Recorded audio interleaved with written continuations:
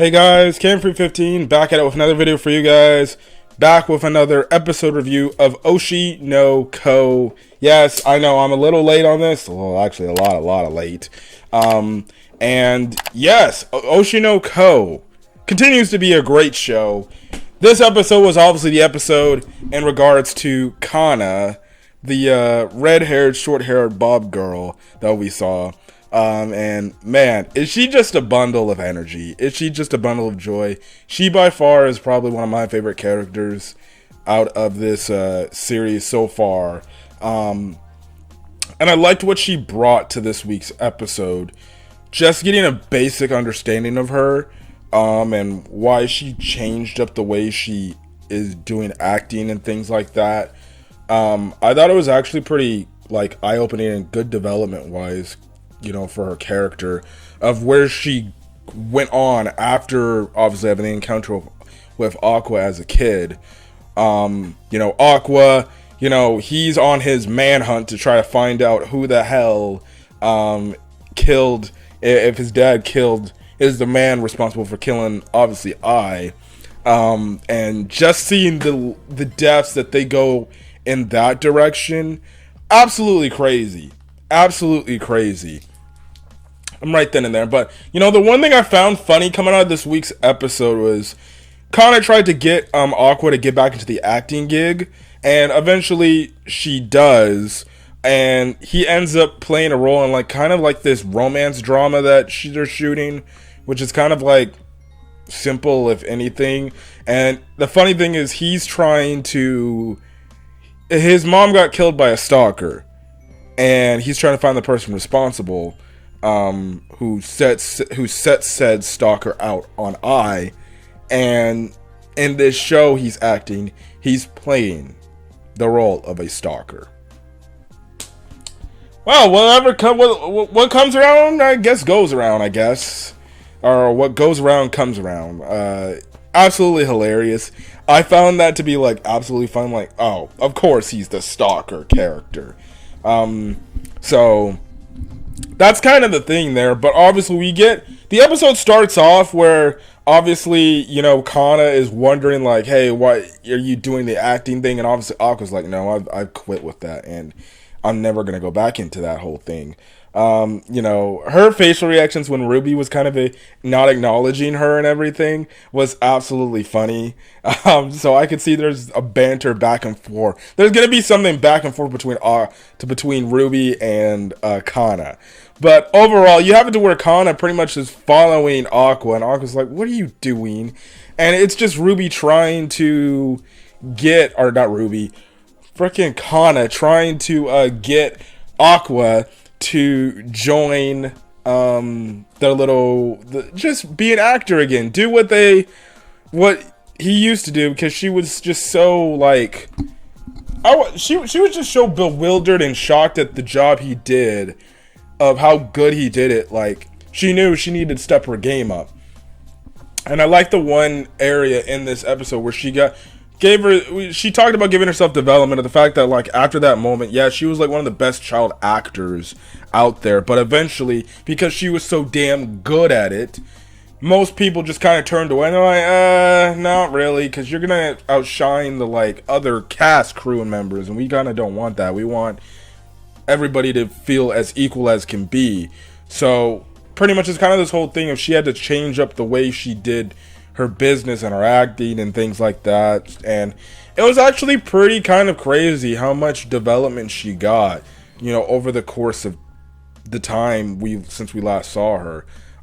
And honestly, by doing that alone, she became one of my favorite characters in the show, and it's absolutely crazy with where her story is going. I do ship her and Aqua, even though she kind of in a way turned Aqua down, and she rejected him. But I still ship it. Like, I can just see, like, yeah, even though you're saying you don't want to be with him romantically, I think we can easily tell that you want to be with him romantically. So that's funny. She does run into the direction. She does end up meeting the director from episode 1. The one Aqua's been going under his wing, and everything. And again, she makes a funny joke. She's like, how the hell are you still living with your mom? But it was absolutely pretty crazy and funny. But, you know, in terms of the thing is, her whole goal is like, listen, you know, I want you to get back into, just do this one role. Like, there's an opening, please. And it's under this said director's name. I forgot the director's name because I haven't watched the episode back. And it kind of reawakened something in Aqua, and he's like, wait, who is it? And she's like, it's this guy. And then he's like, he recalls the fact that he remembers that I had 3 different phones of like 3 different contacts, and one of it was like kind of her work phone, and he remembers like a name similar to that, and he's wondering like, what if he's actually the dad? And he has to get, and so he literally only joins to do this acting stuff, this acting gig, so he can get this guy's DNA. Like, what the hell, man? He's doing all this to get this guy's DNA. I'm just like, this guy's crazy. And mind you, we find out some backstory. When he was trying to, he only knew this because he broke into the phone. We realized this guy grabbed that work phone and put 4 gosh darn years into trying to break the password code. And he tried like over 1,000 passwords over 4 years. That's how desperate this man Aqua was to try to find out who his mom's killer is. Like, oh my goodness. I think I would have given up by the time I failed after 10 times. But this guy straight up did 4 straight years of trying to break a phone's passcode. And he got it like 4 years later. And it's like, dude, that's some damn dedication. Mind you, this was the type of phone like, oh, if you mess the password, the phone times out for like a certain amount of time, and then you can go back and re-enter it after a certain amount of attempts. Which absolutely is like, that's so stupid. But this guy ends up opening it up, and then he has pretty much access to the entire phone. You have to wonder if he changed the password. He probably did. But even then, it's like, wow. So then he obviously does the acting scene. This one guy pretty much is the main, you know, actor guy. The main one next to Kana, like the main, you know, role. Kind of doesn't really give a crap about him, and he kind of like doesn't act really good.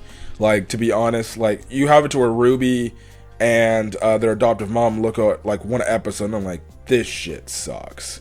The acting looks atrocious.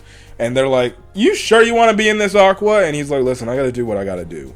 So, you know, that's kind of the thing there. You know, the director seems somewhat impressed with what Aqua's got. But also, too, he also does kind of, I would say he kind of does, he kind of disowns like Kana, or speaks negatively of her, which after he leaves, Aqua kind of is like, no, she's pretty good at what she does, and you just don't value her. You're just pretty much using her in layman's terms. And pretty much, he gets the cigarette the dude was smoking, and he's gonna use it and take the DNA test to find out, okay, is this guy related to me in any sort of type of way? So, gonna be very interesting to see where this is gonna go. But man, absolutely crazy. Absolute crazy episode. Oshi No Ko continues to be a very solid anime, and I'm definitely looking forward to this upcoming Wednesday's episode of where Oshi No Ko is going to be headed. But till then, guys, catch you guys in the next video. If you guys like the video, leave a like, put in the comment section your thoughts, as well as hit the subscribe button if you want to get more Oshi No Ko content, or any other anime content I upload to the channel. Till then, guys, peace.